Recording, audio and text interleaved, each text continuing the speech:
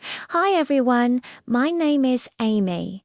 You might be looking at me and thinking, what's going on here? Well, my sisters and I are triplets, but probably not in the way you'd imagine. We're conjoined. These are my sisters, Elena and Anna. Yes, our parents thought it would be cute to give us all names starting with a but. In this video, I'm going to share some of the struggles we've been through and, honestly, talk about how my sister Anna is kind of ruining Alina's and my lives. Now, you won't be hearing from them directly. Alina is way too shy to talk about all this mess on camera, and Anna's the one causing all the chaos. So I really don't want her talking at all.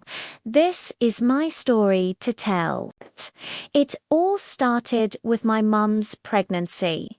My parents, they never saw our unique condition coming. The entire 9 months were perfectly normal, and the doctors repeatedly assured my mum she was only expecting one baby. Can you believe it?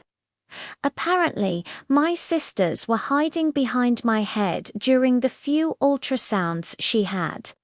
You see, my mum has never been a huge fan of modern medicine. She did the basic checkups to make sure the baby was okay and took us to the pediatrician as we grew up, but she generally tried to avoid hospitals whenever possible. Maybe if she'd gone for more regular visits, they would have discovered the truth earlier. But then again, I'm not sure it would have made much of a difference. I mean, nothing really prepares you to deal with conjoined twins, let alone triplets.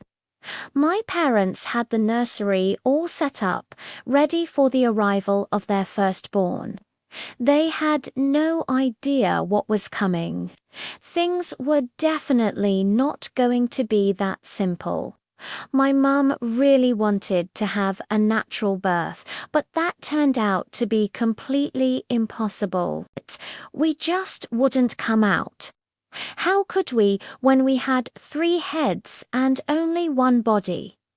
It wasn't working. So the doctors had to perform an emergency C-section.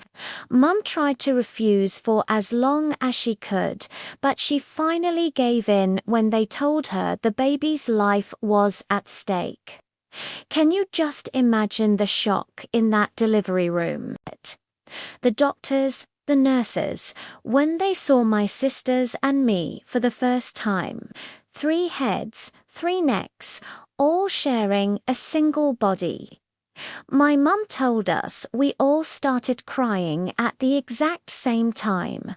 She said she was just completely stunned and kept asking the doctors what was going on.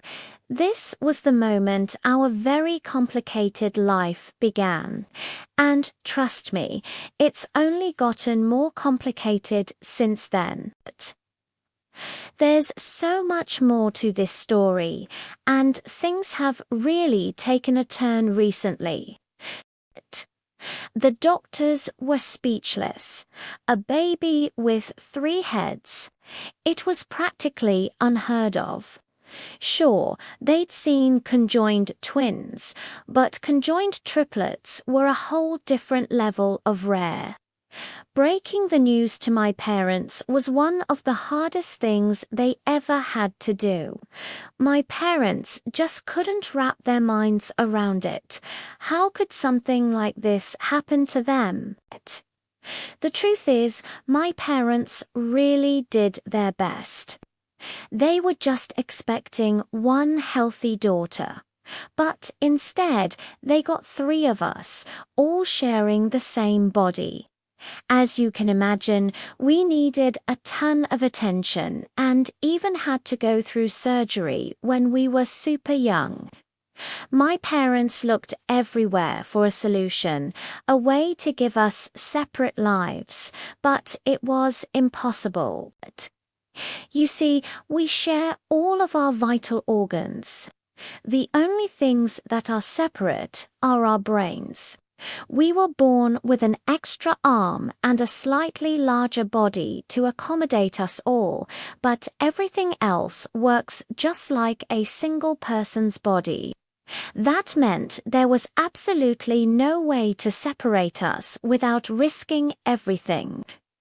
So here we are, three minds in one body, navigating the world together. It wasn't the life anyone expected, but it's our life. Growing up was ... interesting.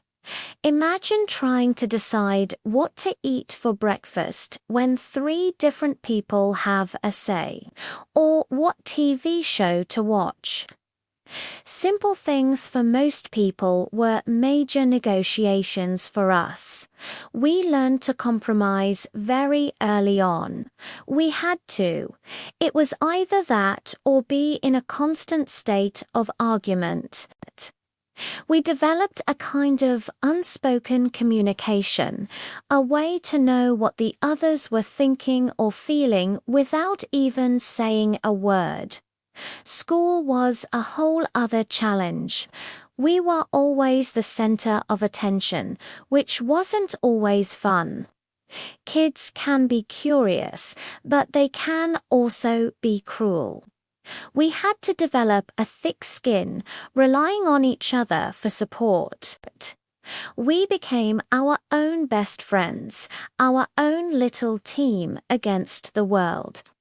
Our teachers worked hard to accommodate us, figuring out how to teach three students who were physically one.